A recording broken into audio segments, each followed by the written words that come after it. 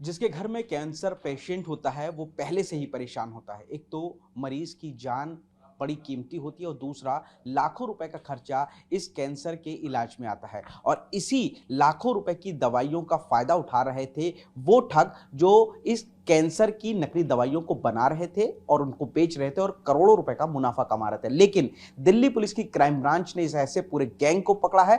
8 लोगों को गिरफ्तार किया है। क्या मोडस ऑपरेंडी थी, कैसे दवाइयां बना रहे थे, कैसे गिरफ्तार कर रहे थे, बताने के लिए इस वक्त हमारे साथ क्राइम ब्रांच की स्पेशल सीपी शालिनी सिंह जो मौजूद है। मैम, पहले तो बहुत शुभकामनाएं। एक बहुत बड़ा गैंग आपने पकड़ा है जो मरीजों की जान के साथ खिलवाड़ कर रहा था। ये गैंग किस तरीके से ऑपरेट कर रहा था, कैसे दवाइयां बना रहा था नकली कैंसर की? हम लोगों की डीसीपी अमित गोयल साहब की टीम को इन्फॉर्मेशन आई थी कि एक जगह पे फैक्ट्री चल रही है जहाँ पे कैंसर की नकली दवाइयाँ बनाई जा रही हैं। तो उस इन्फॉर्मेशन को डेवलप किया गया तो पता चला मोती नगर में डीएलएफ में 2 फ्लैट्स हैं जहाँ पे एक फैक्ट्री चल रही है। उस पे रेड करी गई तो वहाँ पे बहुत सारे कैंसर की नकली दवाइयाँ मिली हैं। उसके एम्प्टी वायल्स भी मिले हैं, साथ में जो है भरी हुई दवाइयाँ भी मिली हैं। तो ये लोग वहाँ पे एम्प्टी वायल्स ले करके और उसमें कोई भी दवाई भर के और रीसील करके उसको असली बता करके बेच रहे थे। तो ये जब वहाँ से आगे तफ्तीश की गई कि ये वायल्स कहाँ से आ रहे थे, तो 2 लोग और पकड़े गए जो कि एक कैंसर हॉस्पिटल में काम करते हैं। वो वहाँ पे जो कैंसर की दवाई यूज़ हो जाती हैं उसके जो खाली वायल्स होते हैं उसको डिस्ट्रॉय करने का एक हॉस्पिटल वेस्ट डिस्ट्रॉय करने की गाइडलाइंस होती हैं, जिसके अनुसार उसे डिस्ट्रॉय किया जाता है। तो ये उसको डिस्ट्रॉय नहीं करते थे बल्कि उनको छुपा के ले आते थे और फिर 4 से 5 हज़ार रुपये में यहाँ पे बेच दिया करते थे। यहाँ पे उनको रीफ़िल करके दोबारा मार्केट में बेचा जाता था। तो मैम ये 4 से 5 हजार में बेचते थे, लेकिन ये जो दवाइयां हैं कैंसर की, इसको वॉयल को ये लोग कंप्लीट करने के बाद नकली जो दवाई थी वो किस तरीके से बनाते थे और फिर कितने में बेचते थे लोग? देखिए, कैंसर की दवाइयाँ बहुत कॉस्टली होती हैं। वो करीब 1.8 लाख ऑनवर्ड्स उनका कॉस्ट हुआ करता है। अलग अलग कंपनी की अलग अलग दवाइयाँ होती हैं। तो ये लोग दवाई जो कोई भी दवाई रैंडम 100-50 रुपए की लेकर के ट्रांसपेरेंट दवाई उसमें भर दिया करते थे रीसील करके, और वो कैंसर के पेशेंट्स को बेचा करते थे। तो वो डिपेंडिंग अपॉन कि मार्केट प्राइस क्या है उस पर ये कहते थे कि हम 20% के करीब आपको डिस्काउंट दे देंगे, क्योंकि दवाइयाँ इतनी महंगी होती हैं कैंसर पीड़ित और उनकी फैमिलीज़ के लिए वो डिस्काउंट भी एक बहुत बड़ी बात होती है। तो उसमें वो उन दवाइयों को ख़रीद लिया करते थे। तो इस प्रकार से ये उनकी जान के साथ खिलवाड़ कर रहे थे। मैम, एक बड़ा सवाल ये है कि ये जो दवाइयां थी ये कस्टमर तक कैसे पहुंचते थे? क्या मेडिकल शॉप में भी, क्या हॉस्पिटल्स के अंदर भी ये दवाइयों को सप्लाई कर रहे थे? ये देखिए, इसमें जो हम लोगों ने लोग पकड़े हैं वो ज़्यादातर मेडिकल लाइन से किसी न किसी प्रकार से जुड़े हुए हैं।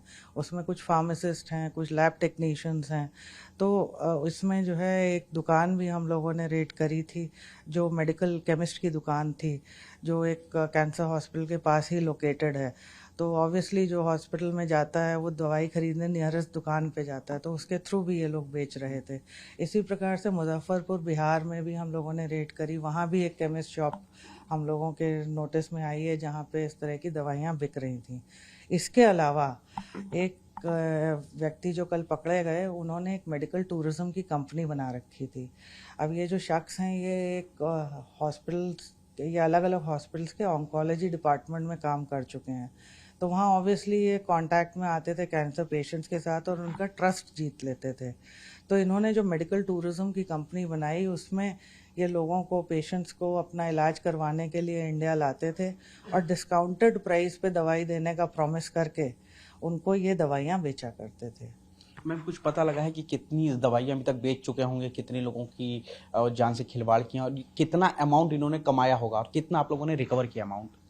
देखिए, अभी हम लोगों ने जो दवाइयाँ रिकवर करी हैं वो करीब 4 करोड़ की हैं। इसके अलावा काफ़ी कैश की भी रिकवरी हुई है, जिसमें एक जगह से $18,000 ये जो मेडिकल टूरिज्म वाली कंपनी है इनके यहाँ से वो हुआ है, और पिछले करीब 1.5 साल से ये चला रहे थे।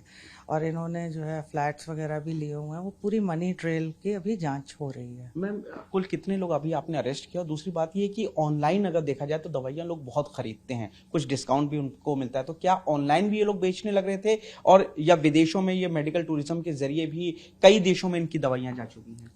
ये देखिए, जो पेशेंट इनका मेडिकल टूरिज्म के नाम पे अपना इलाज कराने आ रहा था, उनको ये दवाइयाँ दे रहे थे। वो विदेशों से आ रहे थे और ऑब्वियसली जब आदमी जाता है वापस तो अपने साथ अपनी दवाइयाँ तो लेके ही जाता है, तो उसमें ये दवाइयाँ अपनी ले जा भी रहे थे। इसके अलावा इन्होंने अलग-अलग केमिस्ट शॉप से भी ये दवाएँ सेल करी थी और वर्ड ऑफ माउथ से भी बहुत, क्योंकि जो लोग हॉस्पिटल में काम कर रहे हैं पेशेंट तो उस पर विश्वास करता है और उसके विश्वास पे जब वो बताते हैं कि इस दुकान से ख़रीद लीजिए, वहाँ आपको डिस्काउंट मिल जाएगा, तो वो उसी दुकान पे लेने जाते हैं। उस विश्वास के साथ ये खिलवाड़ कर रहे हैं। ऑनलाइन भी दे रहे थे ये? ये अभी हम लोग तफ्तीश कर रहे हैं। मैम, सबसे बड़ा मतलब मैं आखिरी सवाल मेरा ये है कि क्या गैंग में और लोग भी हो सकते हैं, क्योंकि अभी तक सिर्फ 8 पकड़े गए हैं लेकिन बड़ा नेक्सस लग रहा है, और दिल्ली इसके बाहर भी होगा? जी, अभी हम लोग इसमें आगे की चेन डेवलप कर रहे हैं, क्योंकि कल ही हम लोगों ने ये पकड़े हैं, तो उनके इंटेरोगेशन में जो चीज़ें सामने आएंगी उस पे जांच की जाएगी। तो जैसे अभी ये बताया था कि मुजफ्फरपुर बिहार से हम लोगों ने पकड़ा है एक व्यक्ति को, पता उनसे ये भी लग रहा है कि शायद पुणे तक इन्होंने ये दवाइयाँ भेजी हैं, तो इस पर अभी जाँच चल रही है। क्राइम ब्रांच बड़ी कामयाबी हासिल की है। कैंसर की नकली दवाइयां जो बनाई जा रही थी, बेची जा रही थी, उस पूरे गैंग के 8 लोगों को गिरफ्तार किया गया है और इस पूरे नेक्सस का जो इंटरनेशनल नेक्सस बनता गया है उसका खुलासा किया गया है। फिलहाल कुछ और लोगों की गिरफ्तारी की उम्मीद की जा रही है। कैमरामैन सुनील के साथ पुनीत शर्मा, टीवी 9 भारतवर्ष, दिल्ली।